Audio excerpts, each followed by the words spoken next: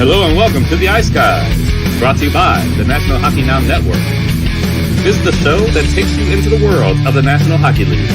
Every game, every day, from a betting perspective. With pro sports handicappers, Ian Cameron, Alex B. Smith, and various guests from the world of hockey and sports betting. And now, here's your host, Ian Cameron. Welcome to the Ice Guys, presented by National Hockey Now, Saturday, December the 10th. Ian Cameron and Alex B. Smith with you, ready for a Saturday slate that is actually pretty minuscule and compared to some Saturdays where we have 12 games, 13 games, 15 games. It's been a weird week where we had a huge Friday slate. We've actually got fewer games tonight with 8 games on tap here in the NHL on this Saturday, but still a pretty decent-sized slate. We will break it down. Actually, the fact that it's only 8 games means we've got an opportunity to provide a little brief recap of Friday, which we don't normally do because usually Friday it's such a small slate, but we had a very big one last night. It starts with an obvious disappointing performance from the Calgary Flames last night against Columbus. 3-1 loss to the Jackets, and let's give the Jackets some credit. They're undermanned. They've been struggling. They're off an embarrassing loss to Buffalo, but pride took over. That was a hard effort. That was them just competing their butts off last night, tightening it up defensively, making it difficult for Calgary to generate a whole lot. And Calgary made some mistakes. Columbus pounced on them.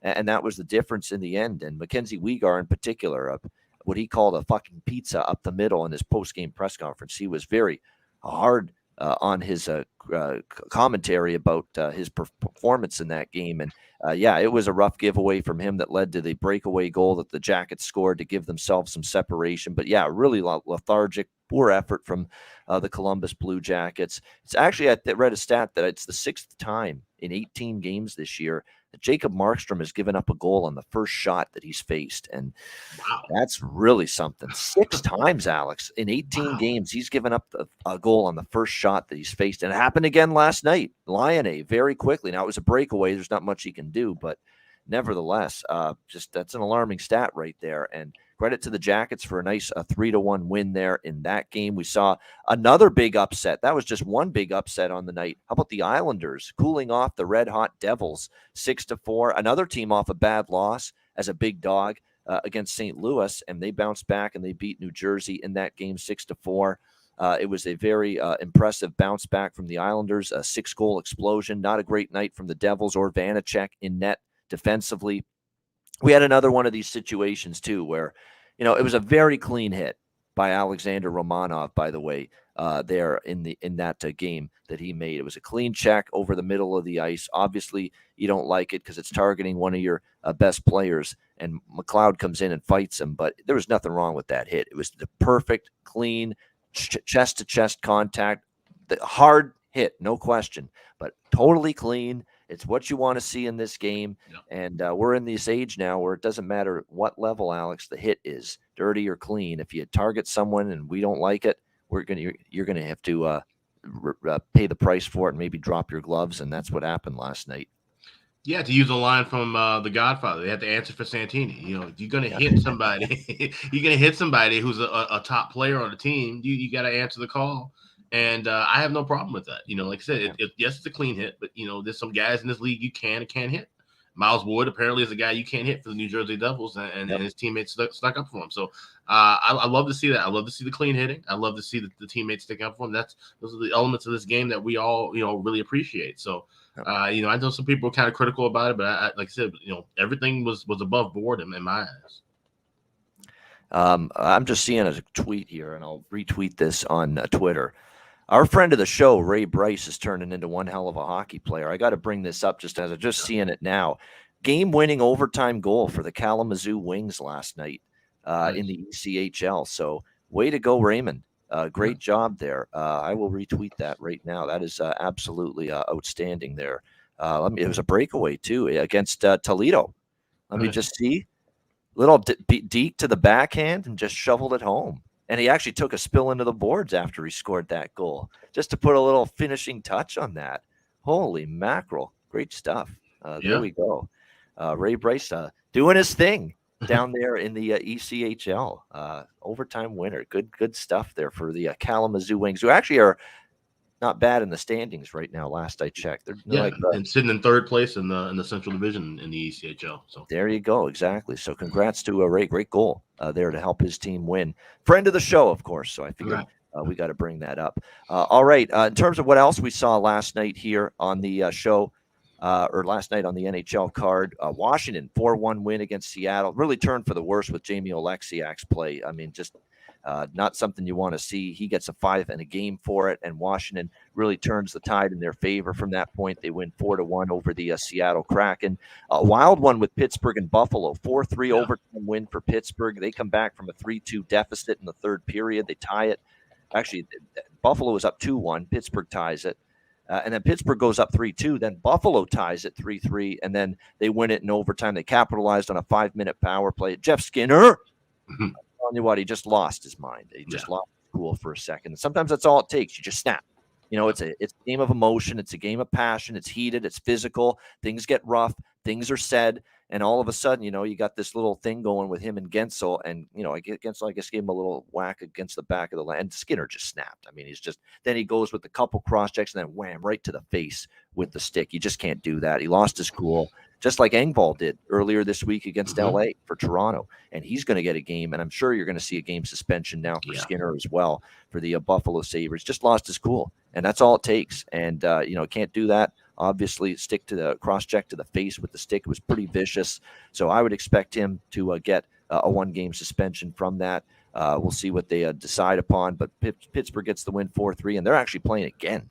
And the things got a little testy with those two teams last night. They're playing again tonight in Pittsburgh, those same two teams head-to-head. So very interested to see what we see tonight, stemming off of last night's turn of events.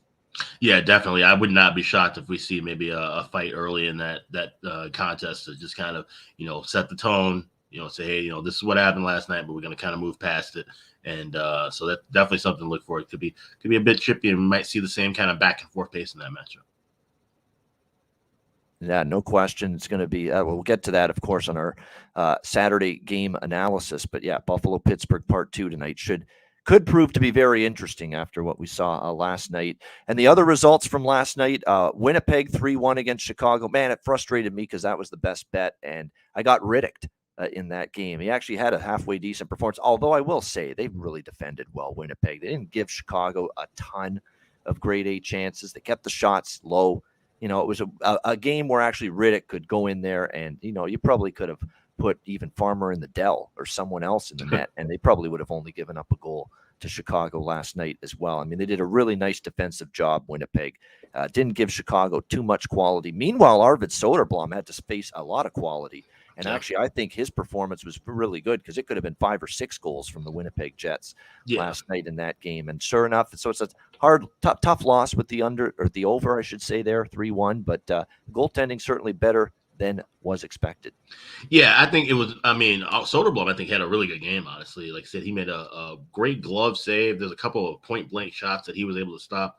And, he's slowly but surely getting a little bit better. I still, don't think the ceiling's that high for him, but, he's coming into his own and making the most out of this opportunity of getting, a handful of starts at a time. So it's something interesting to see. And like I said, David Riddick, I mean, wasn't so much that he had to make a whole lot of big time saves. Like you said, anybody could have really kind of turned in a quality performance. The way the Hawks are moving the puck, not shooting at all. I mean, it just seems like as if they're just kind of skating and carrying the puck throughout the zone, but they don't really, create their own passing lanes well. Just things you don't see characteristics from them. Yeah, usually they make the extra pass. They'll pass the puck too much. Now it's like they're just really timid when they do possess the puck, and that's the reason why I've only had 1 goal in the last 3 games combined. Yeah, no question. And look, Soderblom's been the more we see of him, the more he's showing moments, these little flashes of, really good goaltending at times, but it's not been consistent one period or one game to the next. And that's something we're going to monitor moving forward. But, slowly but surely we're seeing a lot of good from him. So let's see if he can continue to improve with consistency in between the pipes. And look, he's going to have nights like that where he's going to have to make 10 bell saves because we know that is a hodgepodge defense in front of them from the Chicago Blackhawks. We saw the Rangers with a 2-1 shootout win against Colorado, under the total there, which we kind of thought that's the way the Avs are trying to play right now. Edmonton with a 5-2 win over Minnesota, snapping the 7-game win streak for the Wild over the Oilers head-to-head. And I kind of liked Edmonton there last night, and thinking, this is a decent shot for them to finally snap the skid. They lost to Minnesota last week, in Minnesota in a back-to-back. They're the rest advantage now, and they played a great game. And the over took an empty net goal in the dying seconds from the Nuge, but another over for Minnesota. That's now 8 straight Minnesota games that have gone over the total. So a streak that we've definitely been riding, and we were able to do that again. And that was Stark's best bet yesterday on the show as well, who did a great job with us yesterday. We saw Vegas with a 2-1 overtime win. See, that's exactly why I gravitated more to the first period puck line, because they came out strong, and then it's basically park the bus. And Vegas has had these games where they start strong and they actually don't finish strong. They kind of don't play great in the last 2 periods. It happened again last night, but they get the 2-1 win against Philly. The Anaheim Ducks, man, I give up. I fucking give up trying to figure this team out. Great. One of their best games of the year against Carolina. 4 goals past Pyotr Kochetkov, a really good Hurricanes team. And I thought maybe it's something to build on, get a little positive momentum going, and you just fall flat, lay a stink bomb, an egg clunker, whatever you want to call it. Ugly performance, brutal, 6-1 against. Thank goodness San Jose potted those 2 goals late for the over in that game to at least get a split out of that game. But very disappointed, obviously, as someone that thought maybe Anaheim was turning a corner. Took them last night, and they were bad once again. What else is new there? Just cannot get any sort of momentum going. The Ducks win 1, lose 1. That's been the way it's been. And we'll save the Arizona game for the end. What a win for the Coyotes, 4-3 over the Bruins, although Vejmelka was just heroic once again. What was it, 46-15 in terms of the shots on goal? He was just magnificent. And this is now multiple games. He's stolen a game for the Arizona Coyotes. This guy's been more than capable, and he's getting better and better and better. And then Boston, tough way to lose. I mean, you think icing is going to be called. Nobody touches the puck, and the next thing you know, whoa, it's not going to be icing. You make a panic move, and all of a sudden you get the puck taken from you. Arizona, then bam, right out in front. Nobody obviously is around Lawson Krause, because everybody's standing around thinking it's icing. That's why. So Lawson Krause all alone, he buries it. 4-3 win for the Arizona Coyotes in the dying seconds. And congrats to Alex B. Smith. There's bets you like, and then there's bets you love. We always have those differences where we like bets and then we love bets. And you could tell yesterday, if you watched the show, Alex didn't just like the first period over with Boston, Arizona. He loved it. He was circling it for weeks. He was talking about, I really, really like this one. And it was a really, really, really good bet to make, because blink and you missed that over cashing in the first period. It was the first 6-7 minutes, and you got the 2 goals needed in that first period. So congrats, Alex, on a hell of a call with that first period over. Yeah, and it was just nice to see, like I said, a great price, a great spot. Like I said, had been talking about it and mentioned it, multiple times before. And it's rare for, hockey. We, in football and other sports, we might look ahead and circle something, but in hockey, we don't really. We kind of, here and now with our bets. But that was one that just stuck out to me, because that's such a long road trip. And then when you heard all the quotes, and I haven't heard the quotes from Bruins players post game, but I'm curious to see, is it the same thing? Are we going to hear about, the quality of the ice and the boards and just this atmosphere? And it's just a whole different thing. I mean, you're playing, used to playing in 15, 20,000 seat arenas, and you go into a place that's 5,000 seats, very small, kind of intimate setting. It changes the dynamic of the game. And, we've never really had this kind of a handicap, option, at our disposal, so it's something to, look out for. And that trend now continues to roll with these first period overs. And like I said, Arizona, I mean, they're not making it easy, because, like I said, Karel Vejmelka, playing lights out. This is not the team that's just going to give up 5 or 6 goals night in and night out like they did even last year. And, if I'm Chris Drury with the Rangers or Bill Guerin with the Wild, I'm looking to make a call to Arizona and say, hey, what do you guys want? Because those are teams that need some goaltending help if they want to, get out of the holes that they're in and try to get back in the playoff race. Karel Vejmelka might be a guy that we see on the move sooner than later. Yeah, it's he's been really good at times, and more good than bad, honestly, from Vejmelka the last several weeks for sure. And he was the single reason for, or 98% of the reason at the very least, that they won that game last night. He was absolutely terrific. And yeah, there'll be people saying, what the hell happened to Boston? Well, first of all, Arizona, it was I think they wanted to win that return home. They hadn't been home forever. And actually, for the first time, it was not a bad atmosphere there at Mullet. Right. I could actually hear it for the first time. The crowd was pretty into it there in that building, and it came across that way watching on television. So they were excited. They got advantage of it. But if you're Boston, no, this is not, well, what's wrong with the Bruins? They'll be fine. They dominated the game territorially, shots, chances, all that kind of thing. And it wouldn't surprise me if they bounce back next game. I don't think they've lost 2 in a row. Have they lost 2 in a row this year? I don't think it's happened very often. And they get the Vegas Golden Knights tomorrow night. And they lost to Vegas in the Bruce Cassidy return to Boston in a shootout earlier this week. So you probably don't have to watch the Sunday show to know what side I'll be looking at in that Bruins Golden Knights game on Sunday's card. Yeah, and the thing I kind of warned everybody too. Of course, we always talk about staying away from big favorites, but even people looking at the money line or the regulation money line or the puck line, now that's 6 of the last 8 meetings between those two teams that have been decided by 1 goal. So you have to be careful. Even though you see these long streaks, you have to really read into those streaks and see what kind of matchups we have. And once again, Arizona hung tough, and this time they found a way to win, but they really shouldn't have won that game. You outshoot somebody by a near 4-1 margin. 95% of the time you're going to win that contest. So it's a big win for Arizona. And like I said, these are two teams that, they don't string together. The Bruins don't string together losses, and Arizona doesn't string together many wins. So looking to fade Arizona and back Boston next game, probably be the right move there. Yeah, definitely. Boston, Vegas tomorrow night. All right, before we get to tomorrow night, though, we got to get to Saturday. With 8 games on the board on this Saturday, we will start with 3 afternoon games, beginning with Ottawa and Nashville. We've got Nashville minus 140, home favorites, 6.5 the total in this game. Big money on Ottawa because this opened as much as minus 160. Down to minus 140 in this game. I did kind of agree that minus 160 felt a little high on Nashville, but am I running to take Ottawa here? Not necessarily. I mean, the Senators, tough start against Dallas where they fell behind 2-0. Those were some weak-ass goals given up in that game, by the way, by Anton Forsberg against the Dallas Stars. I mean, I think you could make a case that 2, if not 3 of the Dallas 4 goals should have been stopped. So that wasn't good, but I thought they played a pretty decent game overall, the Senators, but they lose in overtime 4-3, their second straight loss in a row.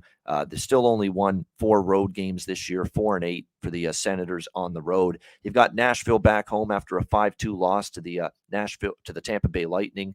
UC Saros, not one of his better games, but a lot of bad puck management from Nashville. They gave up. They were sloppy. John Hines said it after the game, some breakdowns. Defensively kind of led to these issues we had against Tampa Bay. We'll see if they can clean that up here because before that loss against Tampa, this Nashville team, had won 3 in a row, and 2 of those wins were against a solid Islanders team and obviously a Devils team that hasn't lost very much, and they beat them in overtime. I'm not really involved in this game much, side-wise or totals-wise for that matter. You are getting a better number here with Nashville. Ryan McDonough, by the way, is going to be out for a long period of time. We don't know specifically the exact length, but we do think that he's going to be out for a decent amount of time. He obviously won't play today, so that's something that would concern you for Nashville moving forward. Cam Talbot confirmed in net for the Senators, which you would expect because it's not like Forsberg gave his head coach a vote of confidence to go back in the net after the way he played against Dallas. But what are you going to get from Talbot? Talbot, had a rough night against LA earlier this week at home. That's the big question here. I'm not involved in the game. I have the slightest of leans to Nashville. Maybe the team total worth a look, 3.5, but I think I'm probably going to stay out of the early start matinee affair here in Music City. Alex, what do you think here? Ottawa, Nashville. Yeah, maybe some live looks with that over. Wait for it to drop down to 5.5. But Nashville's a team that I don't think they really get to play a lot of these early day games. So that's something to keep in mind. Ottawa, they used to kind of play in these early starts on Saturdays. Maybe a lean toward Ottawa in that spot. Like I said, this is not just a team I really want to back right now. So it's definitely a pass on the side. Might look at a live in-game over.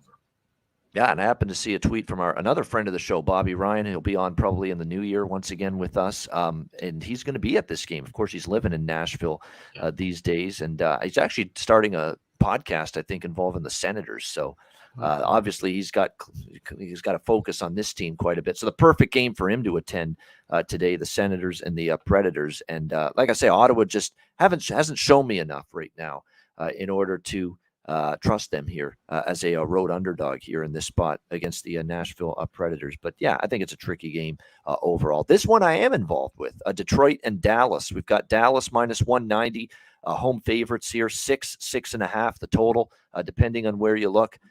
Dallas is a little bit overpriced right now, and that's the way I'm kind of looking at it right now for the Stars at this point in time. They got the win against Ottawa, gift wrapped a couple of really weak goals, soft goals given up in that game by Anton Forsberg, as I just mentioned, and that's not something that you want to see. They took advantage of it with a 4-3 overtime win, but the Stars haven't necessarily played their best hockey over the course of the last 10 games. They're a 500 team. Over the last 10 games. And to be honest with you, they're down 3-2 in the third period to the Ottawa Senators, and horseshit goal goes in, from the blue line to tie the game. And otherwise, they might have lost that game against the Ottawa Senators the other night. So it's just things aren't at the level they were earlier in the year for the Stars. They're still scoring goals, but I think their defensive game is not where Peter DeBoer or anyone wants it to be. All of a sudden, the last 3 games, they give up the 6 goals to Minnesota. They get shut out, give up 4 to Toronto and 3 to Ottawa. And Jake Ottinger continues, who's going to be a net, by the way, for the Stars. I thought for sure by now Jake Ottinger would get the form going again for the Dallas Stars, but it's been tough for him. He's now given up 10 goals in the last 3 starts coming into today. So he's still trying to search for his A level of goaltending for the Dallas Stars. And right now he does not have it at the moment. You've got the Detroit Red Wings who beat Tampa Bay early in the week to start this road trip 4-2. Obviously had a tough time the other night against Florida 5-1. They got Nedeljkovic, in my opinion. We know he's had a tough year, and it was another rough night for Alex Nedeljkovic. He did face a lot of shots, 41, but still gave up 5 in that game in a 5-1 loss to the Florida Panthers. You got to assume, and I'm making assumptions because we don't have the goalies confirmed for Detroit yet, but you got to assume it's Ville Husso here this afternoon for the Red Wings in this game against the Stars. And I'm going to go ahead with the assumption that it is, because if it is indeed him, I think there's some value in this price on the Detroit Red Wings. Dallas has had some of these afternoon games at home in the past, and they haven't always done well in these spots. I remember they played the Rangers. I don't know when it was, Alex, but that's the game that stands out. It was, I don't know if it was earlier this year or if it was last year. It was in October 29th. It was October. Yeah, that's what I thought. It was earlier this year. And Dallas in these early, this is 1 p.m. Central in Dallas, and the atmosphere wasn't great. I don't think they played very well. They were sloppy with the puck, and to be honest, they've been a little bit more sloppy with the puck lately in their last few games. I think it's a winnable game for Detroit, obviously, and I expect an effort to be strong from them after that 5-1 loss with the goalie that's been their best goalie by far this year in Ville Husso. And you look at series history as well. Dallas won in overtime in Detroit 5-4 last year. Detroit played them tough. And then in Dallas, the 5-2 Dallas won, but they needed a couple empty net goals to put that away. And then the previous time Detroit visited Dallas, it was 2-1 for Dallas in overtime. So you look at some of these recent meetings, it's been tricky here for the Detroit Red Wings or the Dallas Stars against the Detroit Red Wings. They've been getting a battle here from this Detroit Red Wings team, Dallas. So I think they're worth a shot here. And of course, we're coming off a night where 3 big underdogs cashed in last night. I think you could do worse than take a shot with this one at plus 170 on the Red Wings. What do you think here, Alex? Yeah, if I had to play a side, I would look with Red Wings or pass. But from a total perspective, if you shop around, there's still a couple of 6s floating around. I see one at Circa. I see one at Bet Online. That's what I'm looking at here. Dallas has gone over the total at home 8 of the last 11 and 4 of the last 5 meetings with the Red Wings. And you mentioned about the day games. The atmosphere is a little bit different. It's something I always like to look at, with certain teams. Something to keep note of. 3 afternoon games for Dallas, they've all been high-scoring affairs. It was a 5-1 game against Philly. Of course, last Sunday they had that crazy 6-5 comeback. They ended up forcing overtime and then losing in the shootout to Minnesota. So they've played some high-scoring games in the daytime. So I would look at the over 6 laying $1.20. I think it's $1.21 or $1.23 over at Bet Online. I think get that half a goal. Even with Ottinger, like I said, he's been kind of inconsistent lately. I still think he's a top tier goalie once he gets it straightened out. But These daytime games have been just kind of a bit more tempo and pace. And we know Detroit can play with that kind of energy as well. So I like the over here. Yeah, over the total for Alex. I would lean that way as well. And yeah, Cheshire Cat, that would be Jonathan Berggren is actually, and it's that one is a tough. You would think when you look at it, it's Berggren. It's actually Berggren. That's how it's apparently with the accent. But yeah, 22 years old. He's a talented kid. I can't believe they've still got him on the bottom six forward group. I think that's got to change at some point. He's scored in back-to-back games now for the Detroit Red Wings. He's worth a look as a goal prop today as well. No doubt about that. And you can still get these really outstanding prices for him to score a goal because he's been making an impact for this Red Wings team. I think it's only a matter of time. He's going to be moved up the lineup. Can't keep this kid on the fourth line. Not when he's scored now back-to-back games. I think it's only a matter of time before Derek Lalonde makes that move, puts Berggren up at least in the third line, if not the top six. Yeah, you can get upwards of plus 475 at multiple books for him to score a goal here in this one today. So Berggren's worth a look, in my opinion. I agree with that. And you look at it, too, for Dallas. They have had some really good play lately from a couple of their forwards up front. Robertson, cooled off a little bit the last couple of games, but they've gotten step-up performances from Wyatt Johnston's been solid all year. Seguin, of course, had the game winner the other night against the Ottawa Senators. That top line still with Hintz, Pavelski, Robertson been pretty solid. Detroit, I'm looking to see, was someone moved up the lineup? I still think Adam Ernie, Andrew Kopp, Sundqvist, if you want to sprinkle on any of those three guys on the third line, they've actually picked up some offensive production lately for Detroit as well. So some decent options there with the player props in that game. Florida, Tampa Bay now. Battle of Florida, always entertaining. Yeah. This is the last of the afternoon games on this card, by the way. Tampa Bay minus 135, home favorites, 6.5 the total, shaded to the under in this game. Lightning coming off a 5-2 win against Nashville. Florida also coming off a 5-1 win against Detroit. So both of these teams victorious in their last game, both looking to build on that here. The Florida Panthers, of course, off that 5-game road trip, that solid performance against Detroit was pretty good. On the road, though, 6-9 on the season. Tampa 9-5 at home. Of course, this is now a rivalry. This is a Florida team that I know they're always going to be fired up for Tampa Bay, but doesn't mean they're going to beat Tampa Bay just because they're fired up. And you look at now what we have seen recently with these teams, and obviously we know the 4-game sweep in the playoffs last year for Tampa Bay over the Florida Panthers. And then we look at the previous meeting earlier this year in Sunrise down in Florida, and Tampa Bay gets the better of them again, 3-2 in overtime. So it's been some recent dominance here for the Lightning in this game. We'll see if this continues. I mean, that first game did go to overtime. Does that mean the draw alarm starts to sound here potentially for Alex B. Smith? Stay tuned to find out. But I would lean Tampa. Do I love the price? Minus 140? No. Minus 135. It's probably going to be a good game, competitive game between these two teams. When you look at series or head-to-head, I should say, it's also been under dominated here lately with these two teams. 5 straight, in fact, have gone under the total. I'm waiting to see who's in net because, the series history has actually played a little bit lower scoring than we've thought.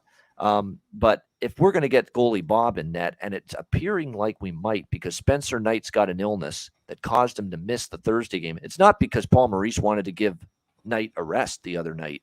He was battling an illness. That's why he didn't start against Detroit, and that's why they put Sergei Bobrovsky in net in that game.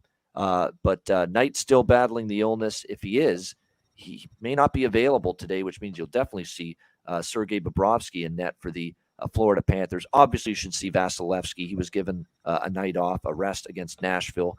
Brian Elliott was in net, so you'll probably see Vasilevsky here. I would lean Tampa Bay, though, at minus 135. They're playing good hockey. They've shaken off those early season, whatever they were, struggles, doldrums. They're relatively healthy now as well. Point, Kucherov, Stamkos, Nick Paul, a great call by Ryan the other day, who was one of our guests. I believe it was the Thursday show. He said Nick Paul to score a goal, and Nick Paul did score a goal that night against Nashville. I think Nick Paul's a good goal prop once again, just that utility player, Swiss Army knife all situations, power play, penalty kill, 5-on-5, good offensive instincts as well.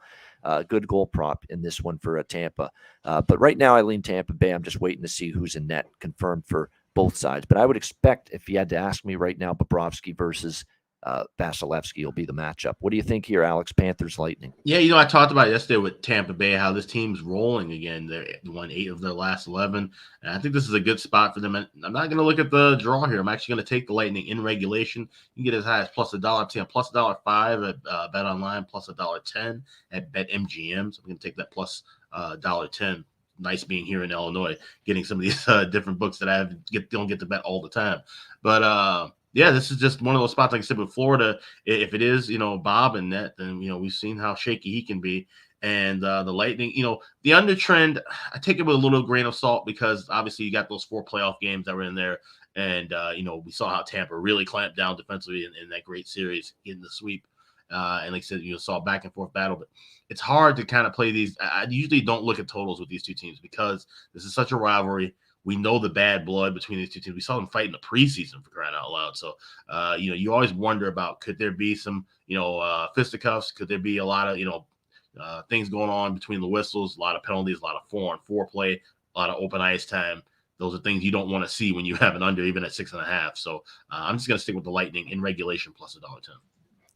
All right, Lightning in regulation, which is a good option because if you don't want to lay $1.35, dumb that price down and get it at plus 110 in regulation if you like the Lightning. All right, the rest of the games tonight, I'm just checking actually quickly. Florida, anything in the prop board of interest here for Florida? I mean, Carter Verhaeghe's rolling right now. I think that's something you got to keep in the back of your mind. He's playing some really good hockey. Barkov's come back, centering Reinhart, and again, I think he's undervalued too. This guy, he scored against Detroit.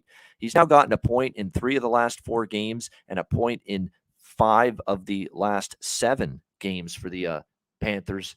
It's our guy, E2, Cool Mint, Luostarinen here for the Florida Panthers. He's been good lately, and he gets to play with Barkov. Barkov's selfless. He will pass every bit as much as shoot. So and playing with Barkov now, E2, Luostarinen. So I think that he's probably live maybe to score a goal and at least get a point. So if you can find some E2 Cool Mint Luostarinen props, like I said, I've mentioned that guy a bunch, and I think he's probably worth a look. Verhaeghe, like I said, is really feeling it right now for Florida as well. So some player prop options there. The Panthers, that might be worth a look. Quick question. You look at, we talk about goals all the time with player props. We look at points. But do you ever look at, like you said, a guy like a Barkov or even like a Patrick Kane nowadays for, 2 or more assists? Is that something that you kind of – because that's something that I've been thinking about lately. I mean, obviously with Kane and the way that offense is going, that wouldn't be an option right now. But is that something that, because assists, you're not going to always get the kind of value for goals. You're always going to – especially with the top players, you're probably going to be laying – about anywhere between $170 to $200. But if you're looking at 2 or more to kind of knock that price down, is that something that you would consider as opposed to, like I said, we're trying to find options for these top players to get some better value? Yeah, what's funny is I haven't done a lot with assist props. Honestly, it's just it's weird. It's like you're right. I'm just for some reason I've gravitated more and focused more on points and goals. But you're right, assist props are there. Pretty much every major sports book that offers NHL betting, you can find those as well, and you can get plus prices with some of them. Unfortunately, even Barkov to get an assist today is just even money, minus 110. To get an assist, and we know he's very capable in that regard. And of course, he's going to be back on the second line. And you look at it, he's got 3 assists, or actually, if you look at it, he's got 3 assists in the 3 games since he's been back from injury. So, definitely something I probably should look at. I just haven't. I haven't explored and scoured the market enough, the assist props market. I go on Bet Online right now. He's even money. So plus 100. I might take a shot with that. I might take a shot with him, and that's just 1 assist. So exactly. And like I say, he's always a willing passer. He's got a good release. He can obviously score goals too, but he's definitely someone that we think of too as a guy that's going to give it out and dish it out as much as he's going to find the back of the net himself. And so, yeah, I probably should look at assist props more because there's definitely some opportunities there. No question about that. All right. Next up here, we've got the rest of the games, like I said, are tonight.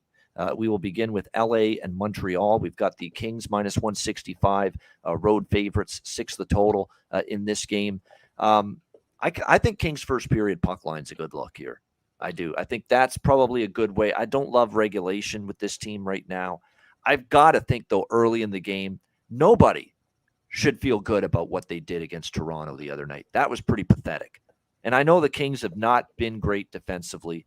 I know the Kings have had some issues lately, not playing their best hockey, but that was a pillar to post, 60-minute domination, men versus boys night for the Leafs over that Kings team. That was domination. I mean, sometimes you see a score like the other night with the Kings and the Leafs, and it can be misleading in terms of, Toronto shut out LA 5-0, but LA played a lot better than that. No, they did not.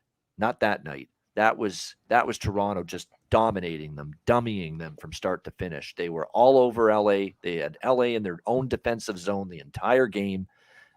Jonathan Quick did everything he could early to keep them in it, but eventually the floodgates opened for the Leafs in that game. That was a horrible performance, horseshit from the Kings.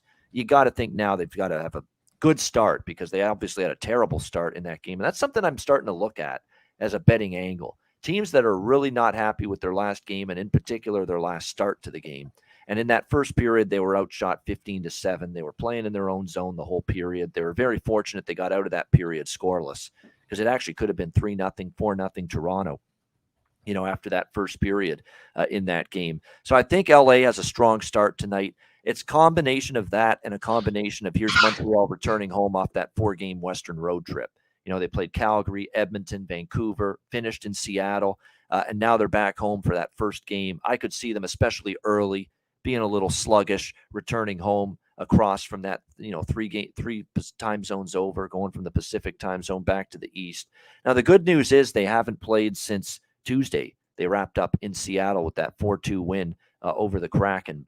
So they have had some downtime to try to reacclimate again to the Eastern time zone and being back home. But I still think the legs could be a little dead legs and just, stuck in mud theory, if you will, in the opening period. Whereas I think LA knows that we were awful, especially at the start against Toronto. We've got to be better in terms of starting the game and being ready to go here in this game. So I think situationally on both elements, the bet on for LA early, the bet against for Montreal early, coming back off that road trip. And I'm going to go with it here.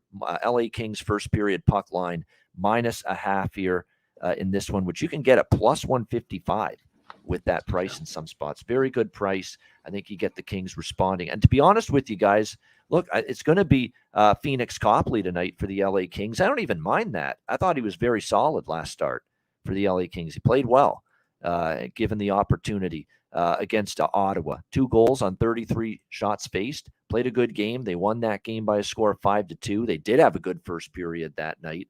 Basically, the way LA played against Ottawa in the first period Tuesday night, because they dominated Ottawa early in that game. It was the same thing that Toronto did to LA in the Kings' next game in the first period. So, yeah, I think Kings first period puck line. I don't trust the Kings for the full game, and I think Montreal will get better as the game goes on. And I found that sometimes Montreal at home will start slow and then rebound and get better as the game goes on. So this is just strictly first period look for me with the Kings on the puck line, +155. Alex, what do you think here? Kings have. Yeah, I'm looking first period too, but I'm going to go with that over 1.5, laying $1.40, and it's pretty much the same reason. I think the Kings come out with a little bit more pep in their step early. I think Montreal could be a tad flat coming off of the 4-game road trip. And like you said, with Copley and net, yeah, he did have a good start, but can he string them together? I don't really know. I could easily see this being a 2-1 Kings lead, which would catch your puck line and go over that total. So that's the spot I'm looking at here. And I don't trust the Kings full game. I don't trust Montreal full game either. Like I said, I'm still trying to shake that that bad 4-0 home loss from a couple of weeks ago. And, they're just a team that I just don't really have the best of feels with as far as a full 60-minute contest go. But the Kings are also 6-2 last 8 to the first period over. So laying $1.40, it's a fairly cheap price. I'll go with first period over. And we're starting to see some things from Jake Allen. I think the over is probably a bet for me here, over 6 -120. I'll probably add that as well with the Kings first period puck line. Jake Allen, bad against San Jose. Good against Calgary, very good against Calgary. I still remember that game. It was one of his best games of the year when they went into Calgary. They won 2-1. Allen was spectacular in that game. And then he wasn't the same against Edmonton. He gave up 5 goals in that game. And then he did bounce back, beat Seattle, played well. It kind of feels like this is his time to play not so well in that. He's been good, bad, good, bad, good, bad. That's the recent pattern of Jake Allen in between the pipes for the Canadians. So maybe this is a spot for him to not be so good, because the recent pattern would tell you in terms of his play that he's been inconsistent one start to the next. As far as the props go, Yoel Armia is moving up to the second line. And look, he's had a really rough season. Hasn't scored a goal yet, but clearly they see that he's starting to percolate. He's starting to at least get a few more chances, which is good.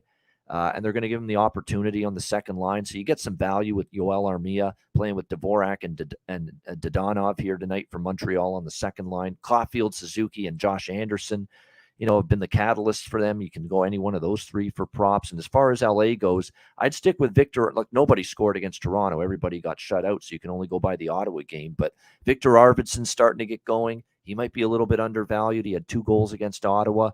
You could go in that direction. Finally, the prices are starting to get better again with Gabe Vilardi.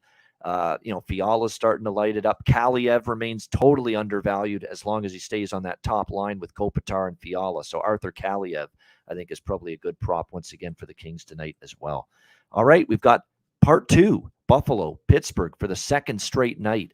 We've got Pittsburgh minus 200, home favorites, 6.5 being the total in this game. I'm taking another shot with the big dog here in Buffalo. Do I love it? No. It's a smaller bet but they are coming off a heartbreaker, where they were back and forth with Pittsburgh last night. They lose in overtime. Now looking to bounce back here in the back-to-back in the short turnaround spot against the Penguins. So a small shot with Buffalo at the plus price, because I think you'll see a good effort here from them tonight, looking to bounce back. But what the bet I really like is, what we're doing here. It's been an overpalooza with the Buffalo Sabres, and it didn't look good at one point in that game last night for the overpalooza to continue with the Sabres, as that game was scoreless about halfway through the game. And then all of a sudden the goals started to fly like crazy at the end of the second period, and it ended up being 2-2 or 2-1 after the second period, and then a bunch of goals again in the third period. So all the goals were in the back half of the hockey game, and it still ended up going over the total. And it cashed the overs that were at 4.5 and 5.5 if you bet them live, which Alex recommended on yesterday's show with the Sabres-Penguins game. So I have a feeling he might be taking a similar tact and similar approach tonight when it comes to this game. And I'm going to take a similar approach where I bet the pregame over 6.5 last night, and it got there in that 4-3 Pittsburgh win. And I'm coming right back to the well tonight, over 6.5 once again, Buffalo and Pittsburgh in the rematch. Alex, Sabres and Penguin. Yeah, this is a good exercise in betting discipline, because we got a rapid, revenge back-to-back spot, right? And like I said, we saw the game, looked like it was trending under for quite some time, and then all of a sudden the offense exploded. I'm going to go with the live over. I'm going to go wait for 5.5, but don't get into the rhythm of saying, okay, well, this game, had no goals in the first period. We could wait for 4.5, or we could wait for a plus price. I'm going to stay the same course. I'm going to look for $1.20. That's what I grabbed last night at 5.5, and lock that in. I'm not going to get greedy and wait for it to drop to 4.5. I don't think we're going to see it drop to 4.5, even though I think we have a better, at least for Buffalo side, a better goaltending matchup. Ukko-Pekka Luukkonen in net, more than likely Casey DeSmith for Pittsburgh, which is why I wouldn't talk anyone out of looking at Buffalo plus 170. But like I said, this has just been two teams that have done really well with these live overs. Like I said, the feeling out process is taking place in the first 5-10 minutes of the game, and then we see the offense explode. And Buffalo, like I said, held to just 3 goals. I think we see a better outing from them. So I like the over, but I'm looking live, waiting for 5.5. Anything in $1.20 or better, that's what I'm shooting for. There we go. So looking for that 5.5 and looking at the $1.20 or better price point as well for this one with the Sabres and the Penguins. Another night where, in terms of player props, this is a good game to sprinkle on. I don't know when this hearing is going to be. The hearing is going to be this afternoon. So if they rule it's going to be a suspension, I would expect Skinner to miss. So there's going to be a little bit of a shakeup here in the top line. Skinner's spot will be taken by somebody.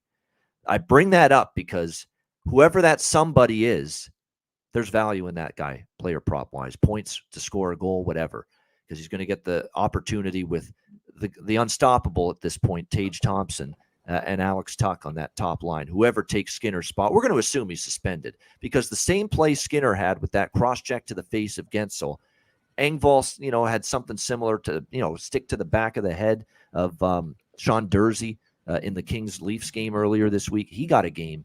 You got to think Skinner's getting a game. That's just I'd be shocked if he gets nothing. He'll get at least and the fact he's having a hearing probably means he's getting something. Yeah. It's probably going to be a game. Just looking at cap friendly of the depth chart, I would probably think if he's out that we'd probably see JJ Peterka move up to that first line. Maybe we'll see Rasmus Asplund. He's the scratched winger that's healthy. So he would get put into that second line. So that may be the guy you want to target.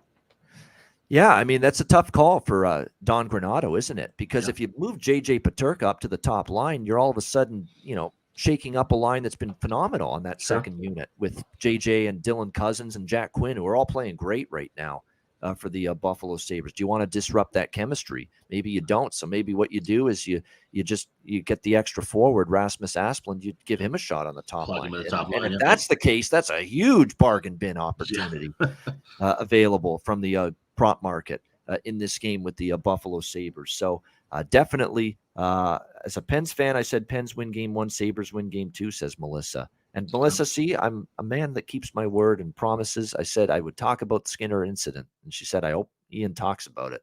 I noticed Melissa said that on Twitter. Of course I am. Usually these incidents, I'll bring them up. I know.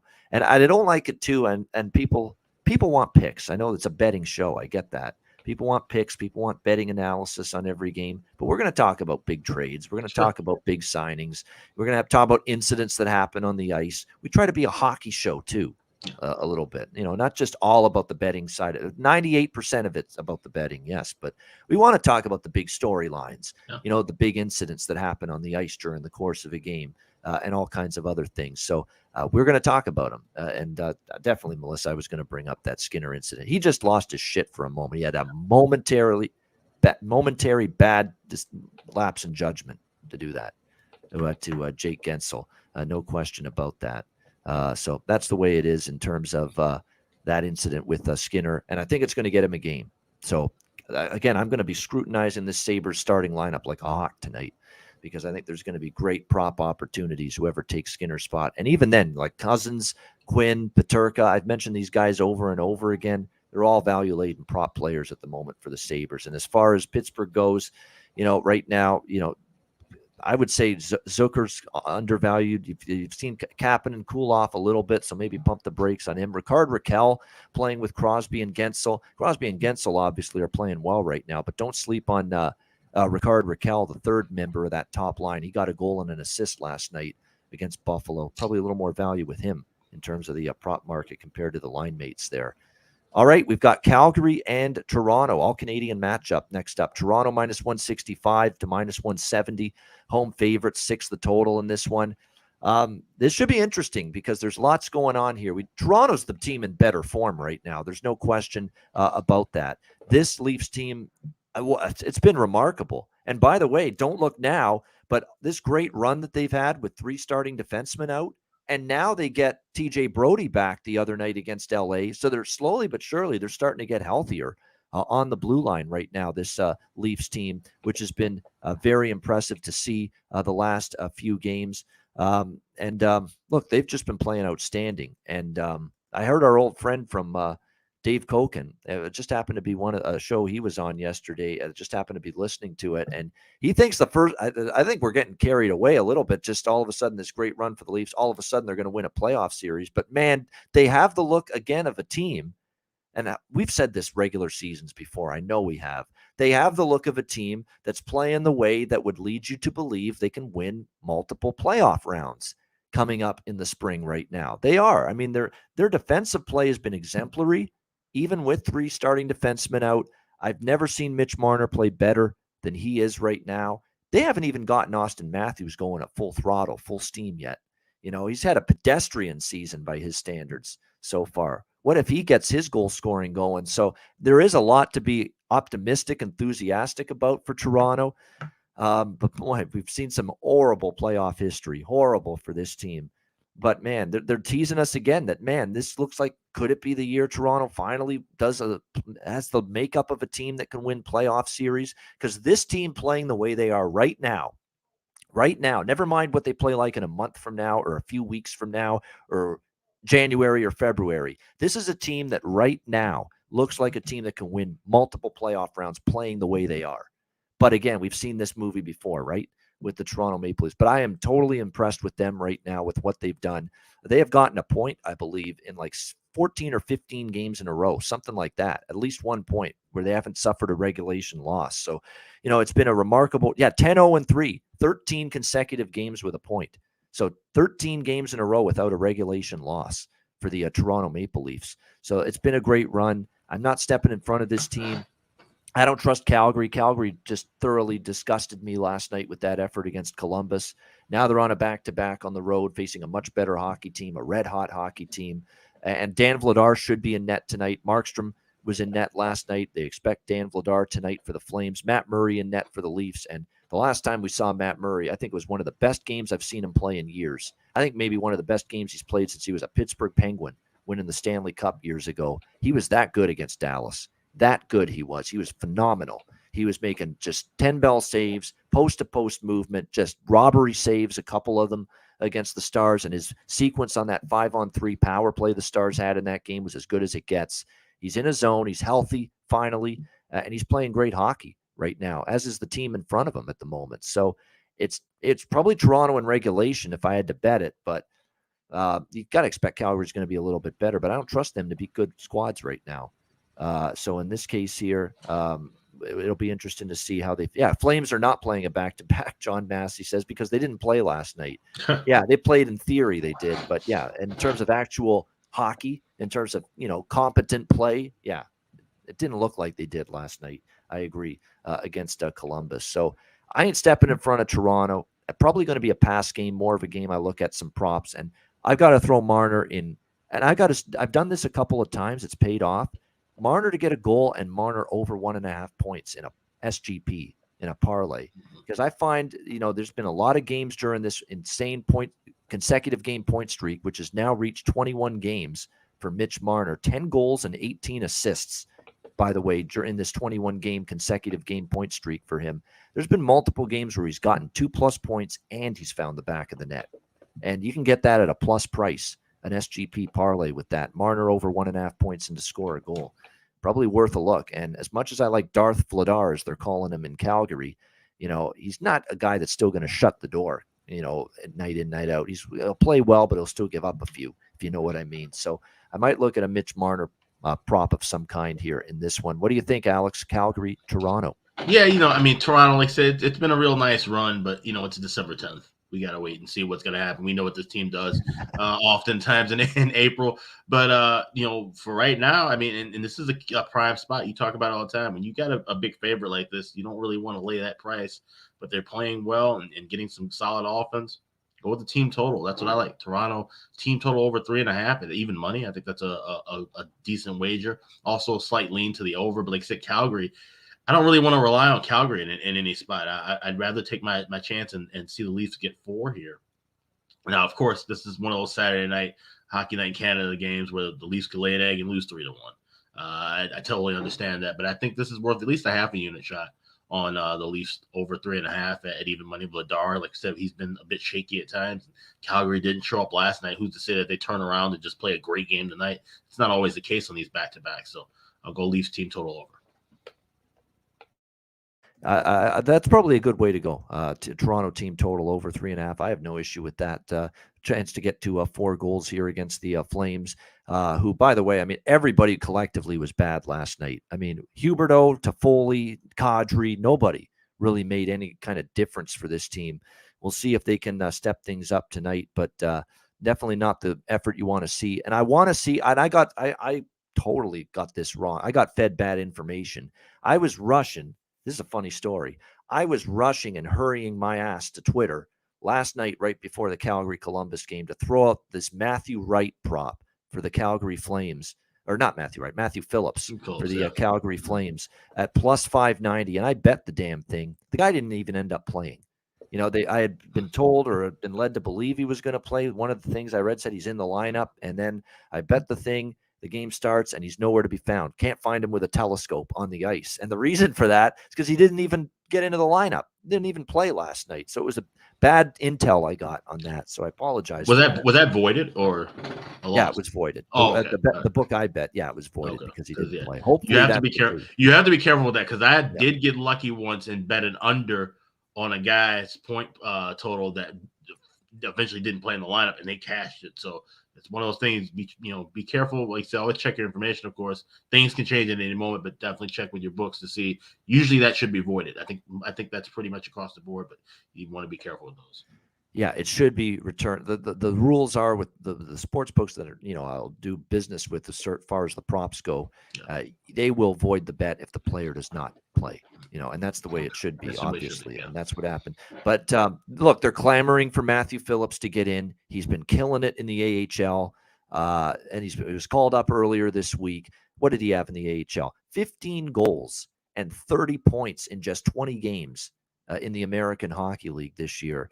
And for a Flames team, look, offensively, they've been underwhelming at times. Look at last night you can only score one goal against Columbus with 4 defensemen out and Corpet fucking Salo in net. I mean, my goodness. I mean, no wonder they're trying to get this guy into the lineup here. Matthew, give them a jolt, give them a spark a little bit for a team that, at times the offense has dried up. The offense has disappeared. I don't blame them one bit for getting after Daryl Sutter a little bit. Get this guy in there. You called him up. What's he going to do? Just sit on his ass ride the pine? If he's not going to play, put him back in the AHL where he's, lighting it up, tearing it up right now. And he can keep playing well down there, building up his resume and getting ice time, which he needs as a young player trying to develop.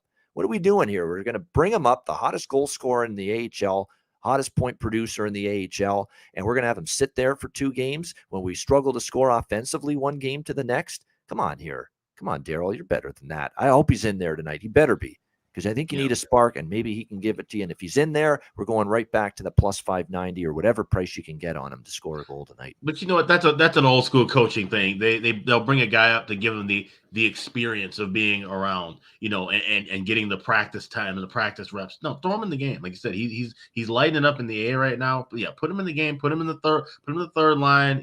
Maybe give him a shift or two in the second power play unit. Let that offense matriculate, especially because your team is struggling to find goals and find consistency. Yeah, exactly. I mean, the old school dinosaur coaches, you're right. A lot of them just think, we called him up, but he's got to learn. He's got to sit. He's got to observe. He's got to learn. He's got to earn his way in. He's got to earn his stripes, if you will, before we put him in the lineup. That's not the way it works anymore. You're seeing guys get called up and they're in the lineup immediately now. And guys aren't going to be awestruck. I mean, you look at teams like Calgary, Toronto, San Jose. Their AHL teams are playing in the same building, so they're not going to be awestruck by the atmosphere or anything like that. Yeah, it's a real kind of just a old way of thinking, and we see that sometimes. Like I said, maybe he's just waiting for the right time to plug him in. I'm not sure, but like I said, that's something that we do see from the older coaches. Yeah, I saw earlier this week. It was before the Columbus game that Thursday is when he got called up. And that's when that's when I had it circled. I'm like, this guy that's been called up here, he's just crushing it in the AHL. We got to keep an eye on when he's going to get in, because we're going to have to look to bet this guy. And hopefully he gets put into a role where he can flourish and get the ice time, get the opportunity as well. Hopefully that's tonight. Matthew Phillips will make his season debut for the Flames. He's earned it. They need some offensive punch. They need a little spark, a jolt. And I hope Daryl Sutter puts him in there to try to give them that jolt. All right. Next up, we've got 2 games left. Carolina Panthers. I did it again. Carolina Hurricanes. Get our sports right. We had the Florida Panthers earlier in the show. Yep. Yeah. Carolina Hurricanes. I haven't lost my mind, I promise. Carolina Hurricanes, minus 135 against the New York Islanders. The total in this one currently 5.5, 6 across the board. Spot-wise, I want to take Carolina off a bad game. I really do. And I kind of want to fade the Islanders off a big win like they had last night against the Devils. But this is a weird situation again here we've got in this game where we've got Carolina, off the West Coast, where they've been on the road for a bit. They were through L.A. and Anaheim. And then before that, they were in St. Louis and Pittsburgh. So it's been a 4-game road trip for the Hurricanes. And now you make this weird trip and stopover, if you will, to Long Island. And then you go to Detroit and you play them on it looks like on Tuesday, and then finally you get back home after that. So, these spots where a team's going been out west, they're in the Midwest initially, east to Midwest, then to west, and now you're back east again.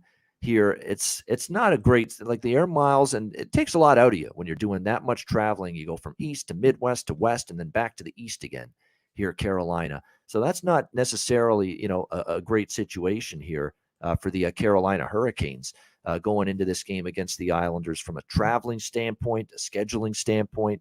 But at the same time, you got the Islanders coming off one of their best wins in a while, beating the red-hot New Jersey Devils 6-4, answering the call after a bad game, one of their worst games against St. Louis. They answer it with one of their best games against New Jersey. They're on a back-to-back, although their back-to-back is very simple. New Jersey to Long Island's not really a big deal. Newark, New Jersey to Long Island. So that's the only thing really keeping me off Carolina here, because I kind of want to back the Canes in this spot when it's all said and done, but I don't know if I'm going to. And the price is what it is too as well. -135, -140, although it did open -165. So we've seen a good amount of money come in early here on the New York Islanders in this game. Just too much concern for me with the scheduling situation for Carolina. So I'm probably going to end up leaving the game alone just to lean to the Canes. And by the way, goaltending wise, we saw Sorokin last night for the New York Islanders against New Jersey. Actually, we saw Varlamov, last night against New Jersey. Made that start. 4 goals allowed. I wouldn't say he played great, but they gave him the goals, the production, the run support, if you will. So he was in last night. You would think go back to Sorokin here on the back-to-back, will the Islanders. And Kochetkov projected. You'd expect him to be in. We'll have to wait and see on that. By the way, Carolina, couple injuries of notes. Aho being the big one, obviously. Fost is day-to-day due to injury, but Aho already ruled out for this game against the Islanders. Lower body injury. We know how important he is to this team. Scored in back-to-back games. He has 11 goals, 16 assists, 27 points on the season for the Hurricanes. We know he usually plays on that top line with the likes of Jarvis and Natchez. And now it's Stastny, the veteran, moving up to that top line spot for the Hurricanes tonight. So maybe that's a Stastny prop angle, considering he's moving up the lineup. Maybe something you consider. But I'm going to pump the brakes probably on Carolina, even though I lean that way. Alex, Hurricanes, Islanders. Yeah, that's Carolina's Sebastian Aho out, not to be confused with the Islanders' Sebastian Aho. A big gap in ability too. Yes, definitely. Yeah, have to make that clear. But yeah, this is one I was looking at possibly going over with 5.5. Like I said, the goaltending matchups would kind of throw that in question. If it was going to be Ronta, I would be a little bit more leaning toward going over. But with Kochetkov and Sorokin, that those two, quality goalies. Obviously, Sorokin, I mean, his numbers are lights out, especially goals saved above average. He's top of the league in that category. Kochetkov, like I said, his win-loss numbers don't reflect it, but like I said, he's a very good goalie. I like his style. If you just really watch him and watch his mechanics, he's definitely got it. He's a guy who's going to stick around for a while. So, like I said, I would wait for that, but I lean toward the over. We talk about it with 5.5. So that's just something you want to look at. Maybe this is a good one where if it does close 5.5, wait for it to drop down to 4.5 and grab something live. Yeah, definitely might be a good option there. And I definitely look anytime now you see over 5.5 or 5.5 totals, I'm leaning over these days in the NHL. Although I did say yesterday, right, with the Rangers Avs, even though that total fell to 5.5, I said the way Colorado's playing right now, I'd be pumping the brakes on that game going over. And sure enough, it was a 2-1 final score in that game. All right, final game now of this Saturday card. This is the only late game. Usually there's like 2 or 3 games at least that are in the late night hours, but just this one, and it's the Minnesota Wild taking on the Vancouver Canucks. We've got pretty much even money here, both sides. Some books have -110 on Vancouver. Others have them as a slight favorite here, -115 at home. The total 6.5 pretty much across the board in this one.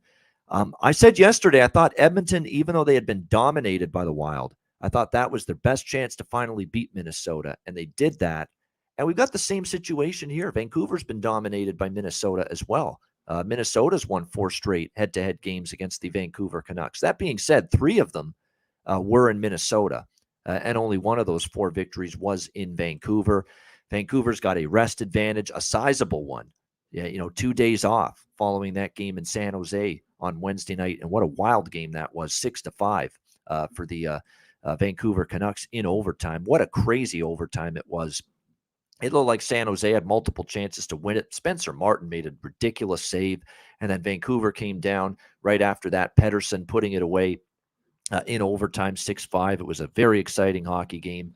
I think Vancouver, certainly scheduling-wise, they're in the better spot here. Edmonton's on a back-to-back. They were in Edmonton last night. They lost 5-2, and now Minnesota here on the back-to-back could be tricky. They've now lost 2 in a row as well, the Minnesota Wild. I did end up jumping on Edmonton small, although the over was my primary bet last night against Minnesota. Same thing here. I'm probably going to jump in with a small play on the Canucks. Their momentum is starting to build. They've won 3 games in a row against Arizona, Montreal, and not the greatest opponents, but they came back from 4-0 down to beat Montreal. They're showing a little resiliency, a little feistiness, a little spirit here, not giving up. Even though it's been a frustrating start to the season, I think Vancouver's sitting in a good spot here. I like them. And obviously, you know what I'm doing already as far as the total is concerned. 8 straight overs for the Minnesota Wild. We're going right back to that well once again tonight, over 6.5, Wild and Canucks. It should be Spencer Martin once again in net for the Canucks, obviously with Demko on IR for an indefinite period of time. And I would expect Philip Gustafsson to finally get back in net tonight after Fleury got the start last night against the Oilers. And Gustafsson, as you know, is not someone I'm trusting to be a brick wall in between the pipes. His numbers are actually better than we expected, but last start was not so good. 4 goals allowed for him against Anaheim the last time we saw him starting in between the pipes, and I still don't trust him one game to the next. So Vancouver should score some goals. So should Minnesota here. And by the way, I think each of the last 2 head-to-head meetings have gone over the total, 6-3, 4-3, including the only meeting earlier this year, which Minnesota won in overtime, 4-3 in St. Paul. So Vancouver minus 115, a little smaller on that, a little bit larger for me on the over here, 6.5. Alex, Wild and Canucks. Yeah, this is going to be a double up for me. I like the over in the first period. I got 2 at plus $1.20. And I also like that over 6.5. Don't play a lot of 6.5 too often. Try to wait for the live, but I don't think we might have time for that. I think we'll 6.5 is a decent number with these 2 goalies projected. Gustafsson, like you said, he's certainly not a brick wall. I think Spencer Martin's going to start regressing a little bit as well.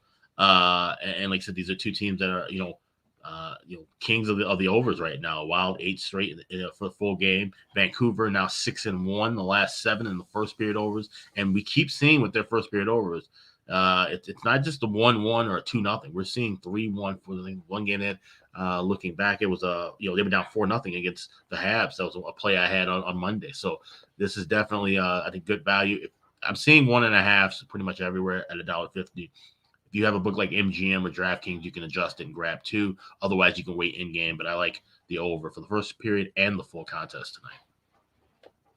Even though he's on the 4th line, I'm going to bet him tonight. Dakota Joshua here for the Vancouver Canucks. I mean, 3 goals in the last 2 games. The only thing he was missing against San Jose was an assist, or he would have had a Gordie Howe hat trick that night because he had 2 goals against San Jose, and he fighted Shemek for the San Jose Sharks as well in that game. I know he's only on the 4th line, Dakota Joshua, but he's a little bump in the ice time after all of a sudden scoring those goals. Like, he's been more of a 9-minute guy. 10 at the most. He got 11 minutes, 54 seconds the other night against San Jose. Bruce Boudreau seeing, hey, this guy's given me 3 goals the last 2 games. Maybe play him a little bit more. And so definitely undervalued in terms of the goal prop market tonight. Dakota Joshua for the Vancouver Canucks. Mikheyev obviously has gotten going lately. Kuzmenko's never a bad option for goal scorer props. Horvat's just been insane this year, although he's always usually plus 110, plus 120 these days to score a goal, so he's well priced. Minnesota, on the other hand, I've been waiting for some of their depth guys to get going. A lot of it's been top heavy lately for them. Kaprizov, Zuccarello, Boldy have been doing a lot of the offense. I've been waiting for those 2 guys down the lineup, Mason Shaw, Connor Dewar, to really start getting going here for the Minnesota Wild. Showing signs of it. Dewar scored early a few games ago, Shaw the other night. So maybe those guys can become a little more confident offensively because of that. So those are some value-laden down-the-board options maybe for props for the Minnesota Wild tonight in this game as well. And a good prop game overall, because we do think we're going to see a decent amount of goals here in the late night hours with the Minnesota Wild and the Vancouver Canucks. All right, great stuff. That is the Saturday card. We thank everybody for joining us. Hit the like button on the web. 230 just about live viewers right now on YouTube. That. Incredible turnout. And you know what? The subscriber numbers, make sure, like, we want to continue to grow this thing. It's already been incredible growth, but we're always looking for more, obviously. We're past the 3K subscriber mark on the Ice Guys YouTube channel. We thank all of you for that, but spread the word.